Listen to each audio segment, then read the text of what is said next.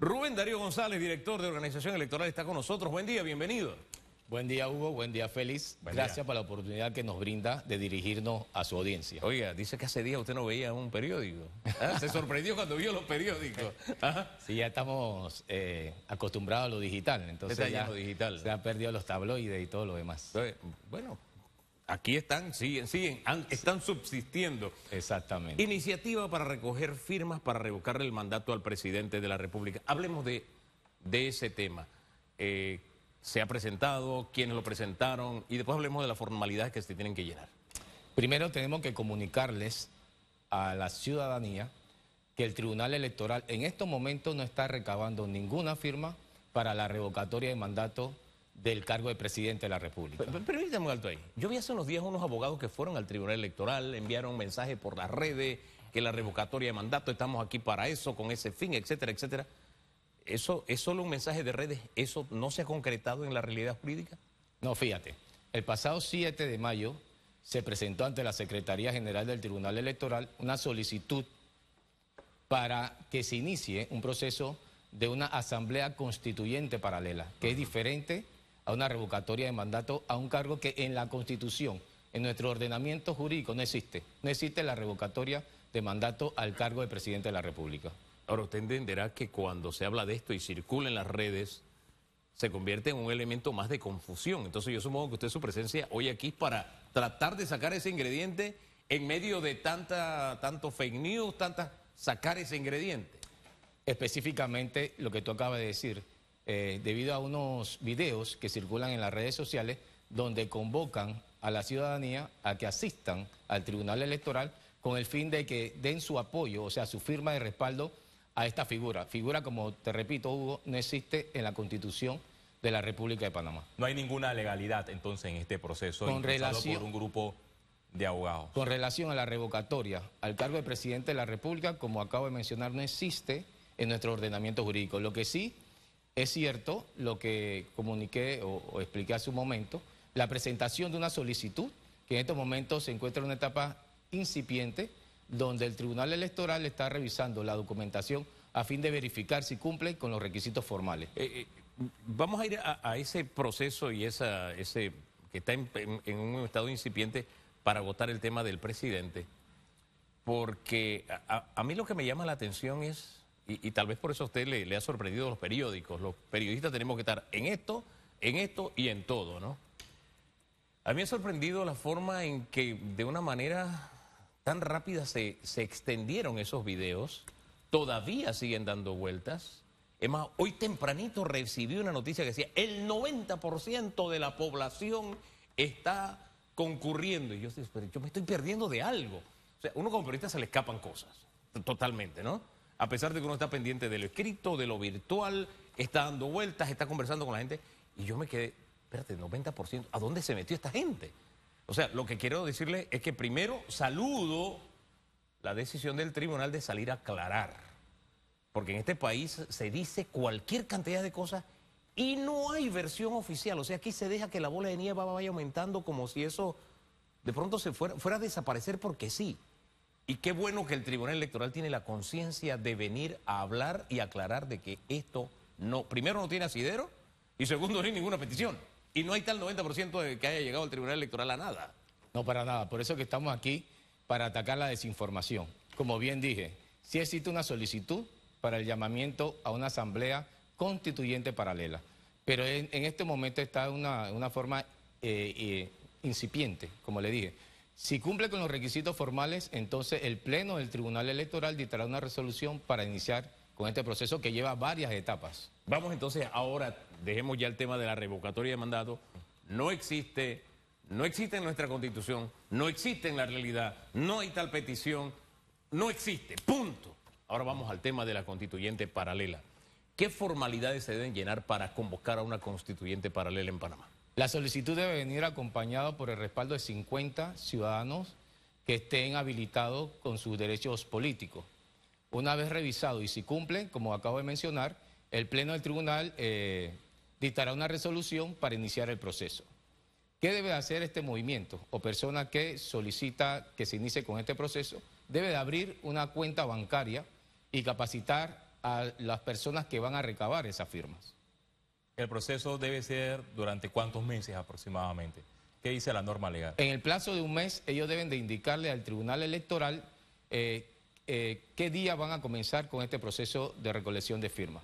Tienen hasta 6 meses para recabar el 20% del padrón electoral al 31 de diciembre del año anterior a la solicitud. Es decir, deben de recolectar 620.227 firmas para poder llevar adelante este proceso. ¿Este proceso de recolección de firma debe ser manual o con datos biométricos? Esto se lo pregunto porque anteriormente en los procesos de recolección de firmas de los candidatos por la libre postulación, años atrás era de forma manual, posteriormente llegó la era digital en este proceso de recolección, pero cuando se depuraron las firmas, hubo hasta candidatos que resucitaron a personas fallecidas porque así quedó acreditado en los procesos que se adelantó en los tribunales electorales y en la Fiscalía Electoral. ¿Cómo debe ser este proceso de recolección de firmas? Bueno, el Tribunal Electoral cuenta con diversos métodos para la recolección de firmas. Existen los libros que tú acabas de mencionar. También existe un app de activistas, que son las personas que se van a capacitar para que también hagan la tarea. Existen los kioscos, que también pueden ser utilizados. Y el Centro de Atención al Usuario, que es el CAU del Tribunal Electoral. O sea, existen varios métodos donde que se pueden utilizar para recabar la firma de apoyo a este llamado Asamblea Constituyente. Pero para llegar a ese estadio todavía hay que cumplir formalidades. Exactamente. Háblenos de eso, las formalidades, para que todavía quede mucho más claro. Como mencioné, tienen que aperturar una cuenta, tienen que capacitar a sus activistas y tienen que indicar en qué momento van a arrancar con este proceso de recolección de firmas. Sí. ¿El Tribunal Electoral tiene la capacidad presupuestaria para hacerle frente a este ejercicio? En efecto, sí contamos con la capacidad. De faltar algún tipo de presupuesto para tales fines, acudiremos entonces a la instancia correspondiente, ¿no? Que al MES y a la Asamblea. Sí, a ojo de buen cubero, después del primer paso que se dio, que fue la presentación con la firma y demás, las 50 firmas, cumpliendo con todo el proceso, los 6 meses de colecta de firmas, si se llegan a lograr, en el horizonte podríamos, si se llenan todas esas formalidades, estar hablando de una convocatoria a mediados del próximo año, en 2 años.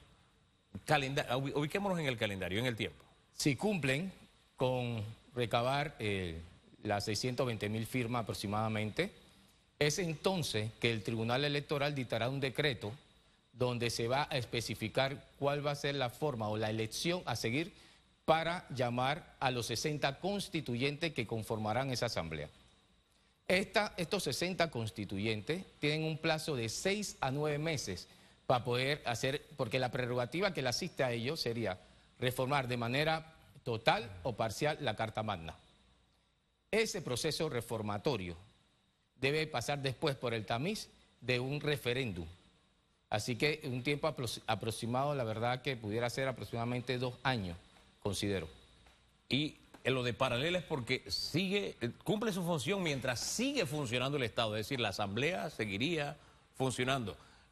Y para que me aclare eso y se lo aclare el país primero. Y segundo, si yo soy diputado, ¿puedo ser también candidato a la Asamblea Constituyente? Bueno, la norma constitucional establece que son los partidos políticos y la libre postulación que pueden postularse para ser parte de la Asamblea Constituyente. O sea, no hay ninguna limitante para los que actualmente están en la Asamblea. Como lo dice la Constitución, los partidos políticos y la libre postulación. Pero hay algo interesantísimo que yo creo que debo de explicar en este momento. A ver.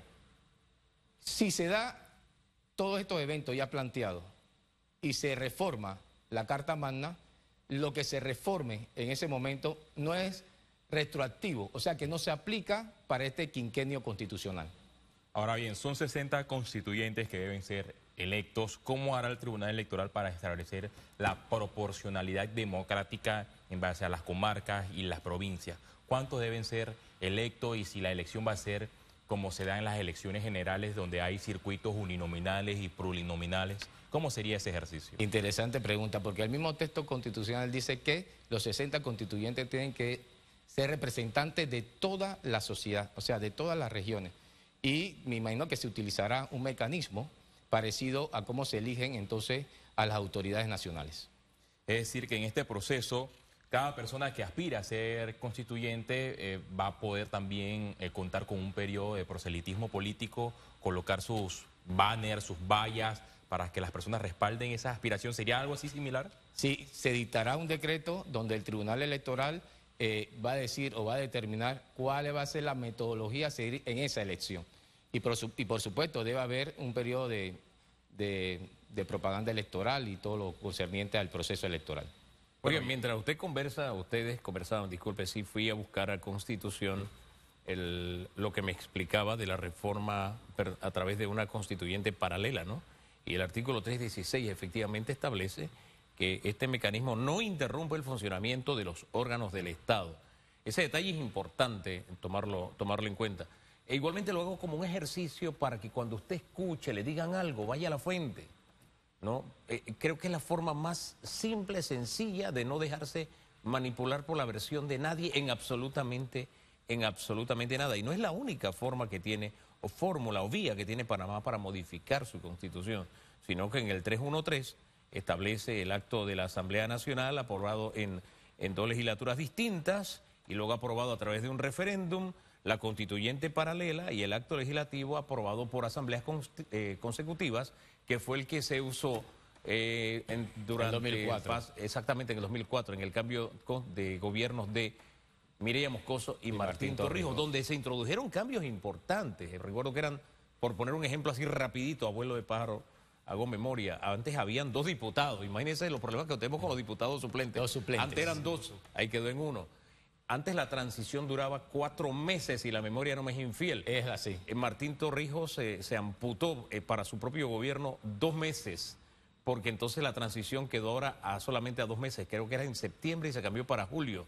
Y así algunos otros cambios constitucionales en esa reforma cuyo mecanismo ya hemos utilizado. La de la paralela no la hemos utilizado hasta ahora. Ha habido algunos intentos de algunos grupos o algunos movimientos con el fin de que se lleve adelante este tipo de iniciativa constitucional para reformar la Constitución de la República, pero hasta el momento no han avanzado en el camino. No, y también en el camino hay constitucionalistas como Miguel Antonio Bernal, que es de la tesis de que ninguna de estas fórmulas es la mejor, la más democrática para él, es la llamada originaria, que es por la que él propone. A propósito, que no forma parte de nuestra Constitución, esta alternativa. Así es. ¿La diferencia entre una originaria y, por ejemplo, las 3 alternativas que tenemos en Constitución? Bueno, como tú bien lo mencionaste, Hugo, la de las 2 asambleas paralelas, la asamblea constituyente, ¿no? Y la otra y que este mecanismo de la asamblea constituyente se puede hacer de varias vías, a través del Ejecutivo con la mayoría absoluta de la asamblea y a través de la asamblea, pero con una participación calificada de los miembros de la misma. No existe un precedente constituyente paralela, pero sí está en nuestra constitución política, y a mí me llama la atención de lo que podría pasar a futuro si esto se formaliza, en vista de que son 60 constituyentes. Obviamente los partidos políticos tradicionales van a querer poner sus unidades en este parlamento paralelo. La gran pregunta es, ¿tendrán planillas? ¿Tendrán personal? ¿Serán ad honorem? Que yo entiendo ad honorem una persona que hace el ejercicio pero no recibe ningún emolumento. ¿O tendrán un salario de $7.000 como los actuales diputados? ¿Eso quién lo va a determinar en caso tal la iniciativa se formalice en un futuro? Fíjate, interesante pregunta. La norma constitucional nada más que establece que el Tribunal Electoral dictará el decreto de cómo se va a llevar adelante esa elección, mas no establece si van a tener un salario o un emolumento, o como tú bien lo mencionas, si van a tener planilla. La verdad que eso no lo menciona el texto constitucional. Bueno, si no lo menciona el texto constitucional, los diputados no han demostrado que ellos son capaces de todo, lastimosamente. Pero lo importante es que el tribunal nuevamente va a jugar un papel protagónico en la docencia que le deben impartir a los ciudadanos, porque aquí hay que aplicar demasiada docencia, porque en los procesos, cuando el ciudadano recibe propuestas de los candidatos, debe entregar sus datos personales como la cédula. En muchos casos son objetos de actos que no van ceñidos con la ley. ¿Qué mensaje usted le manda al ciudadano en estos momentos que lo está escuchando? Y si llega X personas a decirle, no, lo que pasa es que queremos revocarle el mandato al presidente de la República, queremos impulsar una constituyente paralela, denos sus datos personales, su cédula, y resulta que esa persona podría ser hasta víctima de estafa. Fíjate, reiteramos nuestro llamado a la población. En este momento el Tribunal Electoral no ha iniciado con ningún proceso de recolección de firmas para la derogatoria al cargo de presidente de la República. Si bien es cierto, existe una solicitud, estamos analizándola, y una vez se dicte la resolución, si cumple con los requisitos formales, haremos las comunicaciones correspondientes para dar eso mismo que tú acabas de decir, la docencia a la ciudadanía, para que sepa en qué momento y qué proceso es el que se está llevando adelante. Oye, no es el tema, pero ¿cómo anda? Se instaló la Comisión de Reformas Electorales. ¿Cómo andan esas reuniones a propósito? ¿Cuántas veces se han reunido ya? Entendemos que en el día de ayer se reunió el foro, Ajá, que es la que tiene suspendida la Comisión Nacional de Reformas Electorales. Estamos esperando que en el día de hoy o por tarde en el día de mañana nos remitan la documentación necesaria para ser analizada, para ver si ya el próximo jueves comenzamos nuevamente con las reuniones ordinarias de la Comisión Nacional de Reformas Electorales. Esa es una asignatura y un compromiso país que hago abuso de mi memoria nuevamente. Creo que hasta ahora siempre en enero, el enero siguiente a las elecciones, comenzaban las reuniones. Creo que es la primera vez en que se han ido, primero se instaló un poco más tarde y ahora pues ha entrado esta nueva situación. Creo que es la primera vez que nos pasa. Sí, en los análisis que hemos efectuado y de la historia que tiene la Comisión Nacional de Reformas Electorales, siempre arranca el año siguiente después de la elección. O sea, eso se ha dado de esa manera. Y fíjese que uso exprofeso nos pasa porque la democracia no es un asunto del Tribunal Electoral, no es un asunto de los partidos políticos o los independientes o de libre postulación. Es un tema que nos compete a todos. Definitivamente. E incluso cuando hay alguna acción que atente contra la democracia, usando el nombre de la democracia, uno debe tener la formación y hablarlo así en primera persona porque nos compete a todos. Pero yo siempre digo, cuando digo cosas como estas, yo puedo estar equivocado. Yo no sé cuál es su criterio. Exacto. No, definitivamente el tema de la democracia es un tema que es de todos. Nosotros debemos que ser no solamente ejercer el sufragio el día de la elección, sino ser veedores, sino involucrarnos entonces en el proceso electoral. Cómo participar en las corporaciones electorales, ser miembro de mesa, miembro de junta de escrutinio, involucrar a la ciudadanía y que defienda su democracia. Fíjese que a mí, yo siempre insisto en el tema de Uruguay, porque seguí recibiendo los mensajes ayer, don Félix, de que si hubiéramos tenido un presidente como Pepe Mujica, no es solamente tener un presidente como Pepe Mujica, es tener una sociedad, porque en la sociedad tenemos los gobernantes que nos merecemos. Los diputados que están ahí los elegimos nosotros, no nos vinieron de Marte ni de Júpiter, los elegimos nosotros. Incluso aquellos que tienen planillas de grandes empresas, los elegimos nosotros. Y fíjese, digo nosotros, aunque no estén en mi circuito, los elegimos nosotros. Y me llama la atención que, por ejemplo, el tema seguridad social en Uruguay fue a las urnas. Y los uruguayos le preguntaron, ¿usted quiere bajarse la edad de jubilación de 65 a 60? Y los uruguayos dijeron no. ¿Qué cosa? Se lo pongo solamente como ejemplo porque, insisto, no es solamente tener un presidente como Pepe Mujica, es tener también como ciudadanos la madurez para enfrentar temas como estos y no dispararnos en el pie por la salida más fácil, ¿no? Todo eso forma parte de la democracia.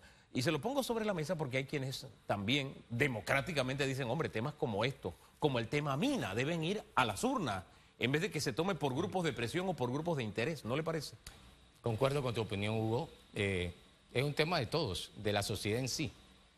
No podemos decir que es un tema de un grupo, de un sector o del gobierno u otras organizaciones de la sociedad. Es un tema de todos los ciudadanos que vivimos en este hermoso país. Ya que hablamos en esta conversación de revocatoria, ¿cuándo podrá iniciar el proceso de revocatoria contra las autoridades, los gobiernos locales?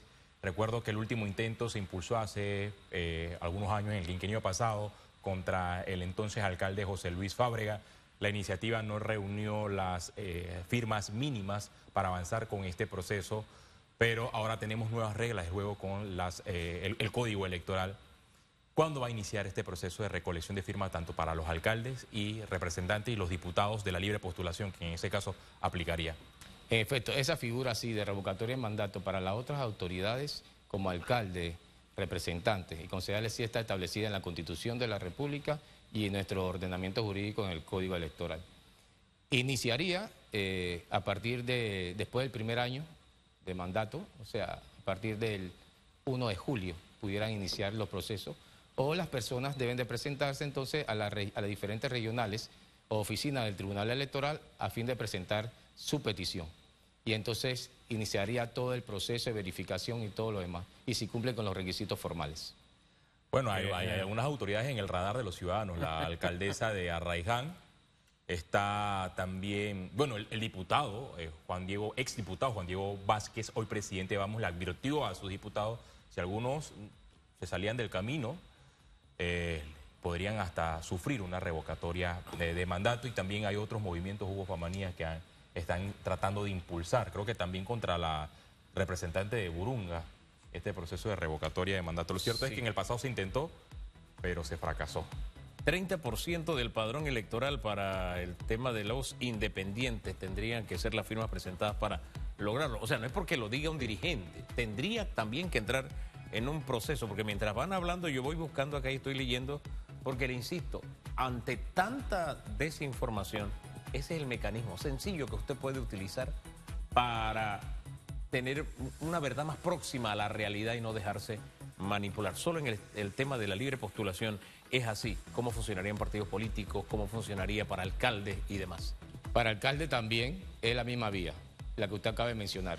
Para los diputados de los partidos políticos, ellos sí tienen en su propio estatuto, en su ley interna, tienen el mecanismo o el procedimiento para poder llevar adelante esta revocatoria de mandato. Diferente es claro, a los libres postulados. A los libres postulados, exacto. Entonces, los pasos serían la solicitud, la recolección de firmas, después la validación y después el referéndum.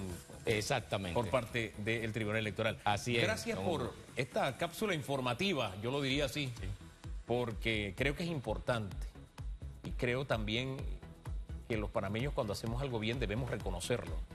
Y creo que este es el camino correcto ante el desorden informativo que tenemos en Panamá, para decirlo de una forma un poco más elegante, para no decirlo de otra manera. Eso de verdad en redes sociales yo lo estoy recibiendo todos los días. Hoy recibí el 90%, eso me asustó y dije, me estoy perdiendo de algo. Porque claro, uno recibe información así y le impacta. Entonces usted corrobore la información y después que la corrobora, compártala, porque si no, está usted simplemente compartiendo mentiras y llenando a los demás de mentiras, y eso nos está causando mucho daño como país. Gran parte de lo que estamos viviendo hoy es precisamente porque hay mucha mentira y porque nadie sale a contar la otra verdad y se dejan las mentiras como si fuera la realidad, lamentablemente. Así que gracias y Dios quiera que continúen en ese camino, porque a veces también el tribunal se pone calladito, que no quiere hablar. Qué bien que lo haya hecho en esta ocasión.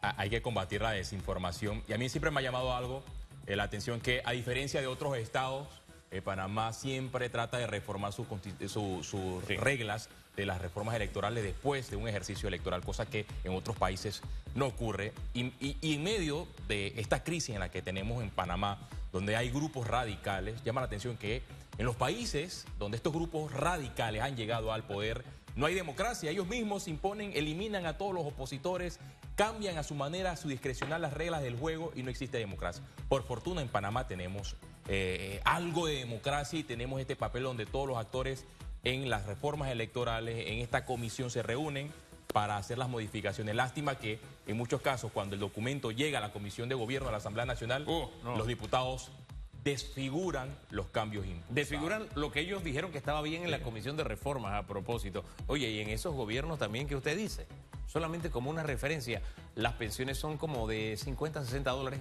Para ponerle el ejemplo de Venezuela, en Cuba es como de 5 dólares, si la memoria no me es infiel. Allá son hasta copresidente, el esposo, la esposa, el hijo, y aparecen hasta en la Constitución. Bueno, pues vamos a la pausa y regresamos.